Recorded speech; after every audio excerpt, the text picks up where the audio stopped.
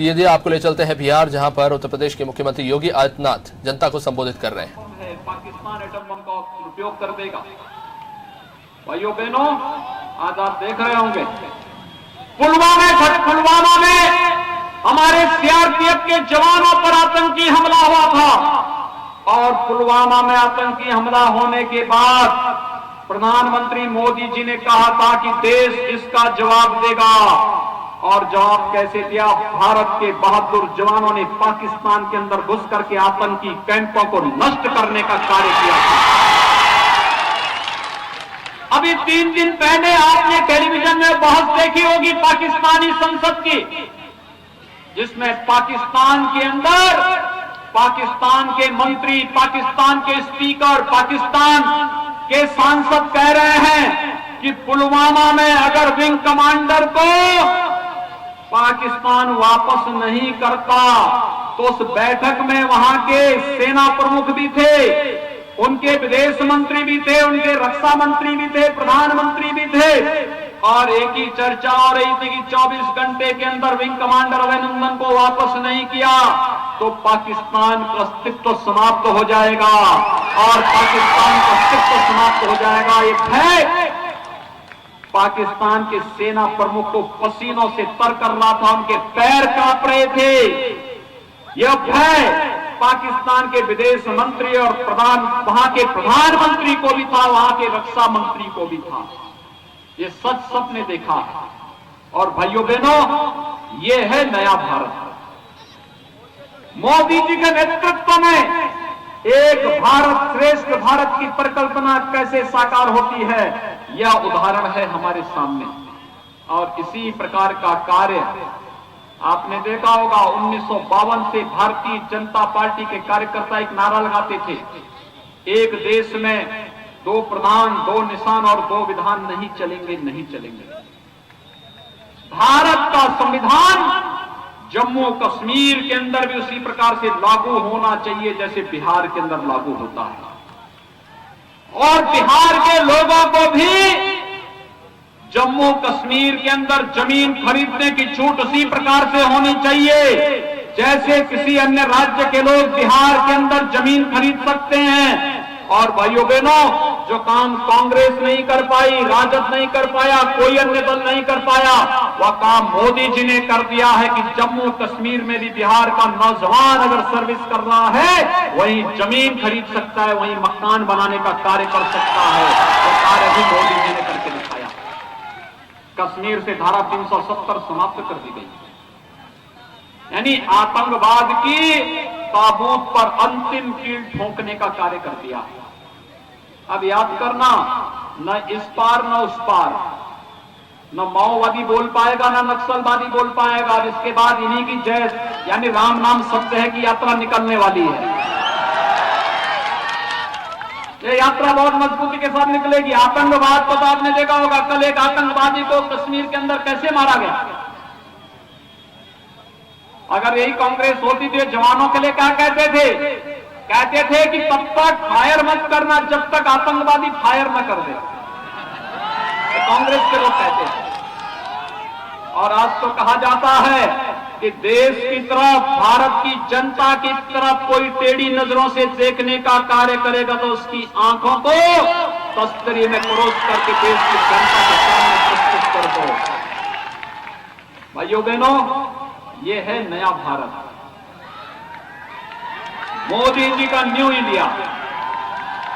इस new India में हर व्यक्ति की सुरक्षा के लिए, हर नागरिक के सम्मान के लिए और भारत के आन मान और शान के लिए किसी भी प्रकार की उसके खिलाफ कोई भी टिप्पणी करने की कोई गुंजाइश नहीं है। और भाइयों बहनों, इस नए भारत पर हम सबको गौरव की अनुभूति करनी चाहिए। मैं अक्सर बिहार आता था और बिहार में जब भी मैं आता था लोग मुझसे पूछते थे, योगी जी बताइए, आप लोग बार बार कहते हैं कि रामलला हम आएंगे, मंदिर वहीं बनाएंगे, क्या तारीख बताएंगे, क्या तारीख भी बताएंगे। और भाइयों बहनों, आज तो मैं आप सबको अभिनंदन करने के लिए आया हूं। मेरी हार्दिक इच्छा थी जब भारत के यशस्वी प्रधानमंत्री जी के द्वारा अयोध्या में राम जन्मभूमि के भूमि पूजन और शिलान्यास के कार्य को आगे बढ़ाने का कार्य का शुभारंभ हुआ था, तो मेरी इच्छा थी बिहार के हर गांव का प्रतिनिधित्व भी उत्तर प्रदेश में हो। लेकिन कोरोना की बीमारी के कारण हम ये कार्य नहीं कर पाए। और भाइयों बहनों, मैं विनंदन करूंगा, उत्तर प्रदेश के लिए, देश के लिए जितना महत्वपूर्ण है उतना भी उससे ज्यादा महत्वपूर्ण बिहार के लिए है, क्योंकि हम जब मर्यादा पुरुषोत्तम भगवान श्री राम की बात करते हैं तो जय सीताराम कहते हैं।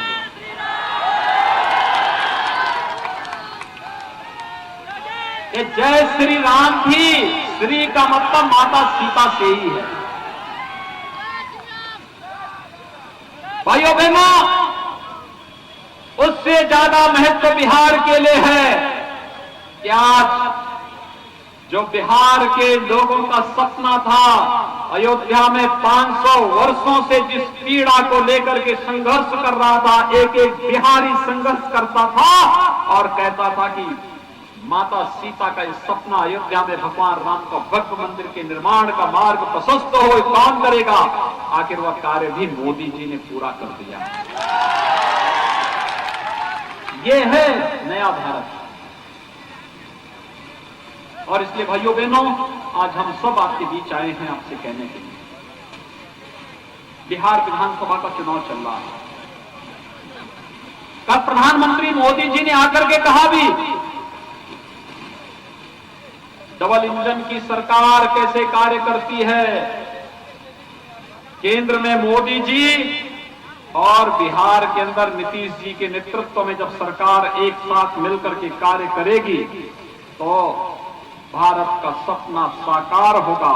हर गरीब के घर तक विकास पहुंचेगा, हर नौजवान के हाथ को रोजगार आएगा।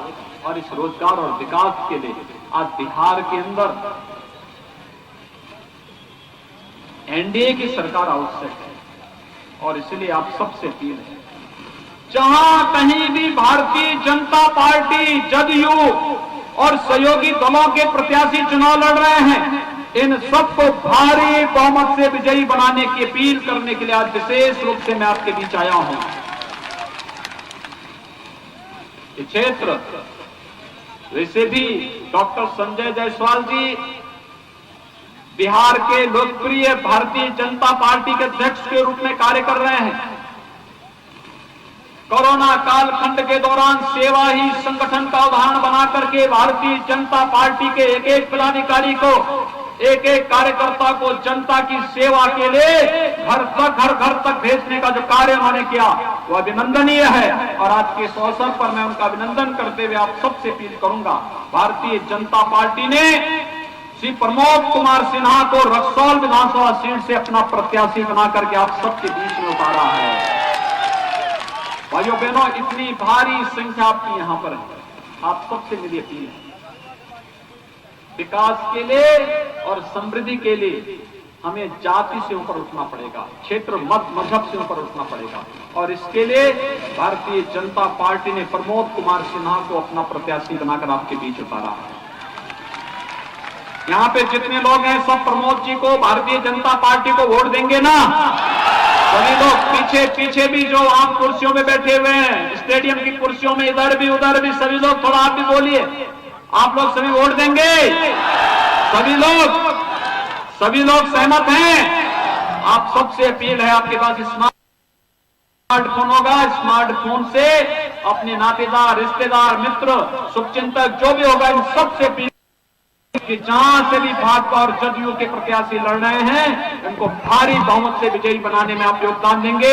श्री प्रमोद कुमार सिन्हा को कमल चुनाव चिन्ह पर 7 नवंबर को होने वाले चुनाव में भारी बहुमत से विजयी बनाने की अपील करते हुए आप सबको मैं अपील करूंगा, भारी बहुमत से विजयी बनाएं।